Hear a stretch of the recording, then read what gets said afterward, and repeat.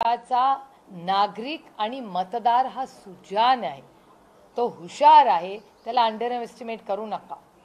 त्यानंतर त्यांनी असं सांगितलं की एक तर तुम्हाला हा जो पक्ष आणि चिन्ह दिलेला आहे ही ईसीचा डिसिजन कसा काय त्यांनी घेतला, कारण लेजिस्लेटिव्ह मेजॉरिटीवर घेतलेला आहे। जेव्हा डिस्क्वालिफिकेशनचं पेटिशन पेंडिंग आहे, म्हणजे एकीकडे डिस्क्वालिफिकेशनचं पेंडिंग असताना लेजिस्लेटिव्ह म्हणजे त्यांनी पक्षाचा संविधानाचा विचार केलेला नाही। अजित पवार जेव्हा म्हणतात की शरद पवारांचं इलेक्शन चुकीचं आहे, तसं अजित पवारांचंही इलेक्शन चुकीचं आहे असं मी म्हणत नाही। हा इलेक्शन कमिशन म्हणते, मी कुणावरच आरोप करत नाही आणि चुकीचे तर करतच नाही।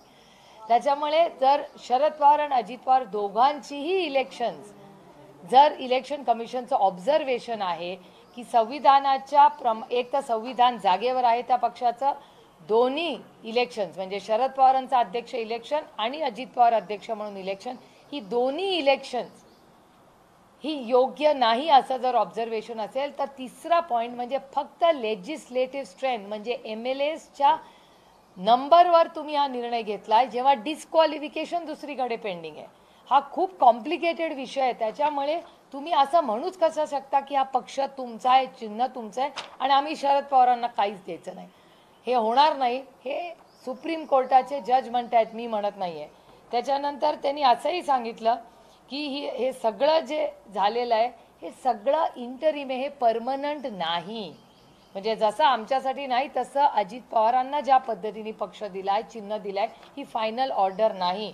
आणि दुसरं त्यांनी असंही त्यांच्या बोलण्यात आलं की सुभाष देसाईंचं 10th शेड्यूल ज्या उल्लेख सातत्याने करतात त्या 10th शेड्यूलचाही कुठेही सुभाष देसाईंचं जे इंटरप्रिटेशन आहे ते नीट पद्धतीने झालेलं नाही। त्याच्यामुळे आज मी सुप्रीम कोर्टाचे मनपूर्वक आभार मानते की त्यांनी ह्या सगळ्या गोष्टींची नोंद घेतलेली आहे आणि त्यांनी सांगितलं की राष्ट्रवादी काँग्रेस पक्ष शरद पवार हे आहे आणि इलेक्शन कमिशनला त्यांनी सांगितलेलं आहे की पुढच्या 7-8 दिवसाच्या आत या पक्षाला तुम्ही चिन्ह दिलंच पाहिजे, हा त्यांचा अधिकार आहे। पण हे सगळं होत असताना सातत्याने अजित पवार गटाचे जे वकील आहेत ते सातत्याने म्हणत होते नाही, शरद पवारांना पक्ष पण द्यायचा नाही आणि त्यांना चिन्हही द्यायचं नाही आणि स्वतःचं तर सोडा नवीन पण द्यायचं नाही।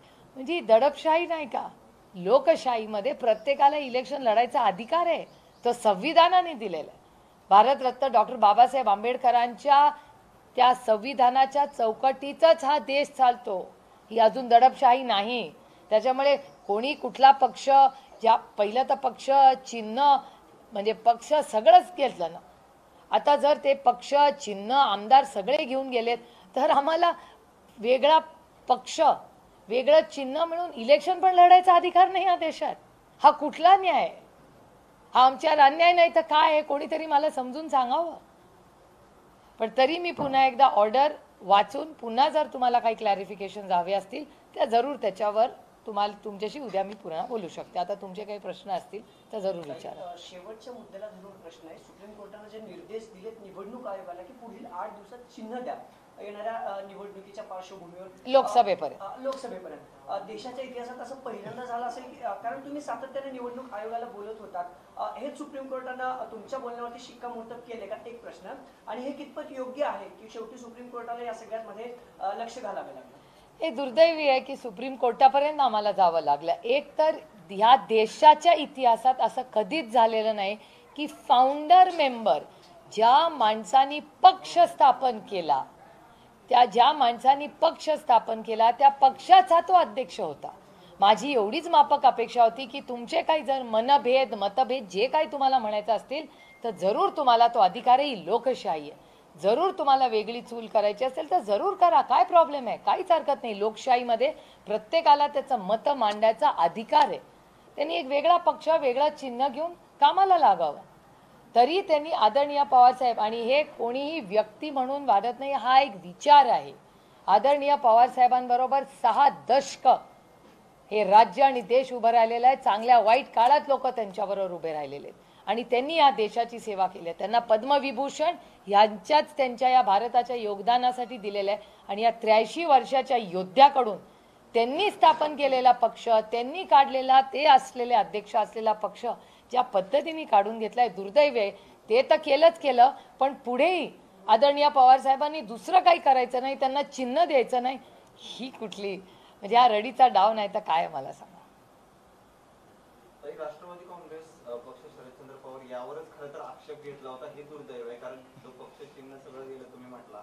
तर हे कसं बघता तुम्ही, कारण ह्याच्यावर जवळपास तुम्ही म्हटलं की 10-15 मिनिटं त्याच्यावर आर्ग्युमेंट सुरू होतं. म्हणजे मला याला रडीचा डाव नाही तर काय म्हणतात तुम्ही मला सांगा. ज्या माणसाने पक्ष स्थापन केला तो तुम्ही काढून घेतला, तो त्या माणसाला इलेक्शन लढायचा अधिकार आहे का नाही या देशात? आणि तो जर असेल तर त्याला तो अधिकार मिळालाच पाहिजे. मग ही दडपशाही होती, लोकशाही होत नाही. आणि मला आश्चर्य वाटतंय की ज्या लोकांना लोकशाही पद्धतीने इतके वर्ष निवडून दिलेलं आहे ते आज पक्ष चिन्ह तर घेतात, पण आम्ही दुसरं काही करायचंच नाही आयुष्यात, म्हणजे आमचं करिअर उद्ध्वस्त झालं तरी चालेल अशी परिस्थिती आहे.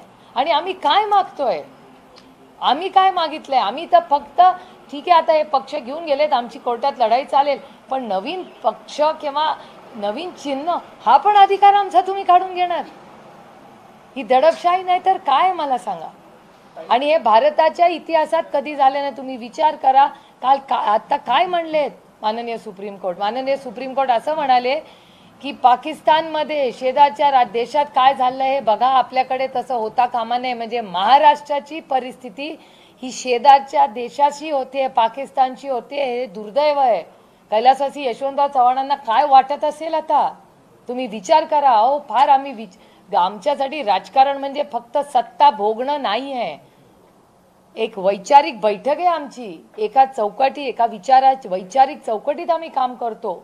आमची वैचारिक लढाई आहे, आमची वैयक्तिक लढाई कुणाशीही नाही, आमची वैचारिक लढाई आहे. आणि हाही अधिकार तुम्ही आमच्याकडून काढून घेणार की आम्ही इलेक्शन पण लढायचं नाही आणि चिन्ह पण नाही?